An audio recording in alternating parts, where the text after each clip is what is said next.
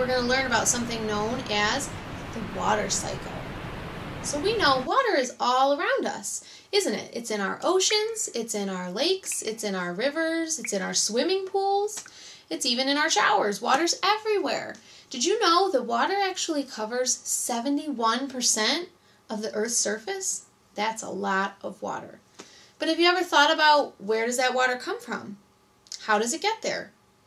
When a pond or a little puddle in front of your house dries up, where does that water go? Well, today we're going to learn exactly where that water goes by learning about the water cycle. So, there's 4 steps to the water cycle. We'll start with number 1. The first step is called evaporation. So if we have a body of water, such as an ocean or a lake or even a little puddle, and we have the sun and its rays are shining down on that water and it's heating up the water.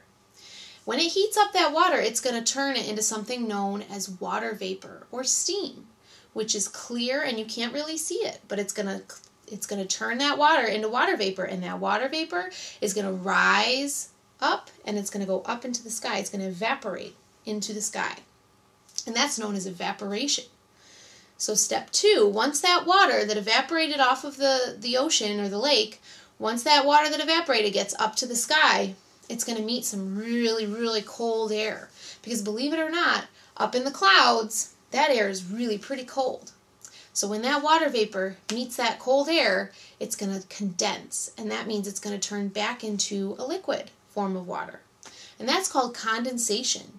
When that evaporated water reaches the sky, hits that cold air, and becomes liquid again. And what it's going to do when it becomes liquid is it's going to form a cloud.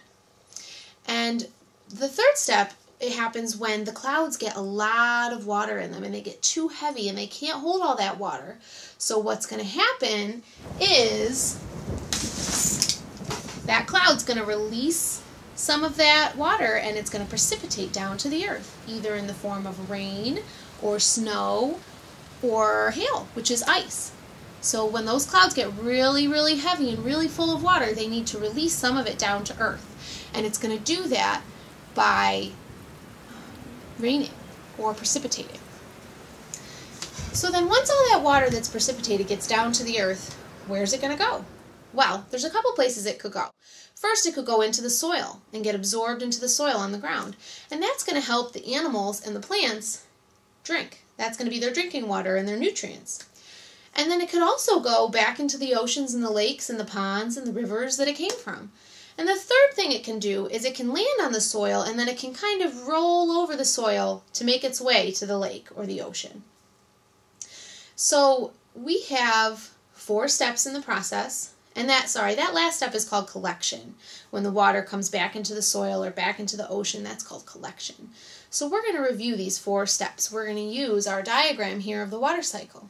So we have a big body of water, such as an ocean or a river or a lake, and that body of water is going to be heated by the sun, and the sun's rays are going to hit it.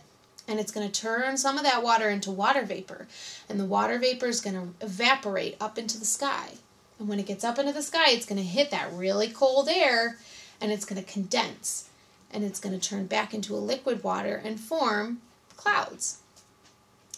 And once those clouds get really heavy and really full of that liquid, they're going to have to release some of that down to the earth.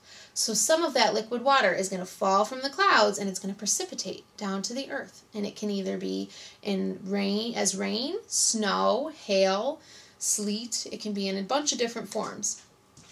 And once that precipitation comes down back to the earth, it's going to collect either in the soil or in oceans or lakes or rivers. It's going to collect back into the ground and the bodies of water. And then do you know what's going to happen after it collects back into the bodies of water in the ground?